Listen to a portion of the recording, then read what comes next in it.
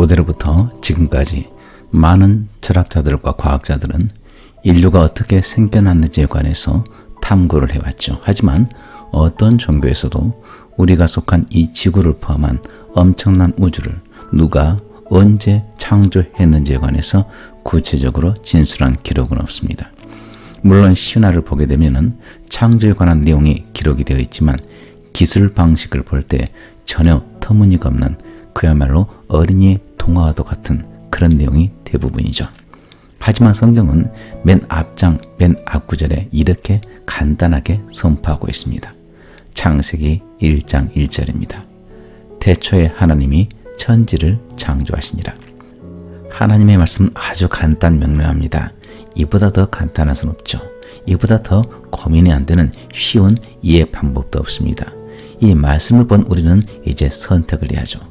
창세기 1장 1절은 우리들에게 둘 중에 하나를 선택하라고 합니다. 그것은 하나님께서 세상을 창조하셨다는 창조론과 어쩌다 보니까 저절로 생겼다는 진화론, 즉 유실론과 무실론이죠.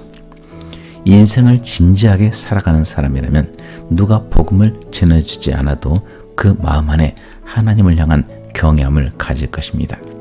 진정으로 고민을 하면서 도를 찾는 그런 사람은 하나님을 향한 믿음을 갖지 않기가 훨씬 더 어렵죠. 이 물컵을 예로 들겠습니다. 물컵이 어쩌다 보니까 저절로 생겨났다고 누군가 말한다면 이 사람은 더위를 먹은 것입니다. 병원에 가야죠. 시계를 보시기를 바랍니다. 이 시계가 어쩌다 보니까 생겨났고 수천만 년 바람이 불고 지진이 나서 초침이 자동으로 돌아가게 되었다고 누군가 말한다면 이것은 문제가 더 심각합니다.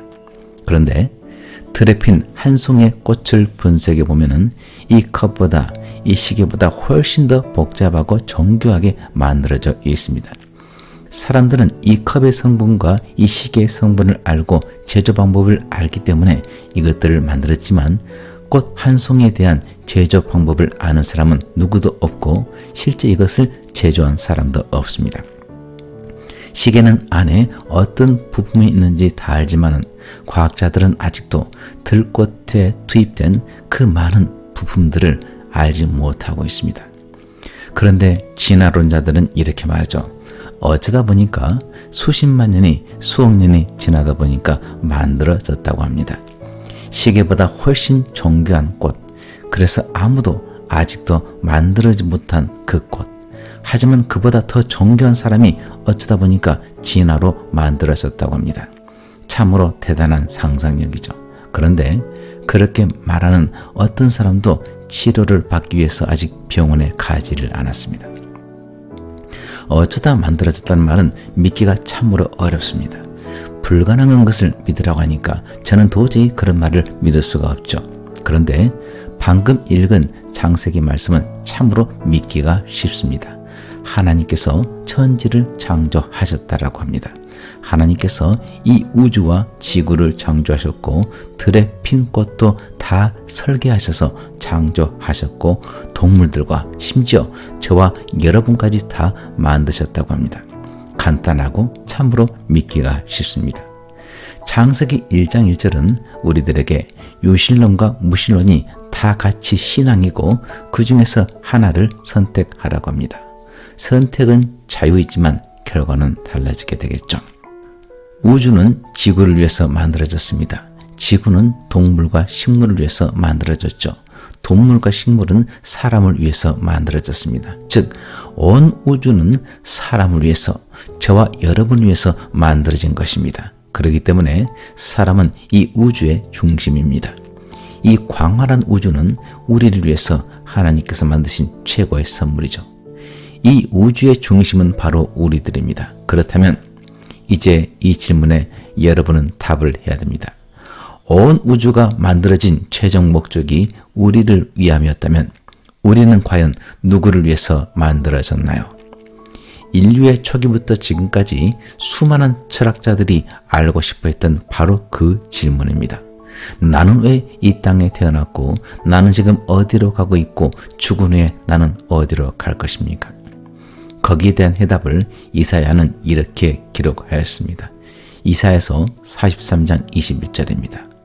이 백성은 내가 나를 위하여 지었나니 나를 찬송하게 하려 함이니라. 물컵에는 물을 담기 위해서 만들어졌습니다. 물컵에 다른 것을 집어넣으면 설령 황금을 넣는다 할지라도 만족이 될 수가 없습니다.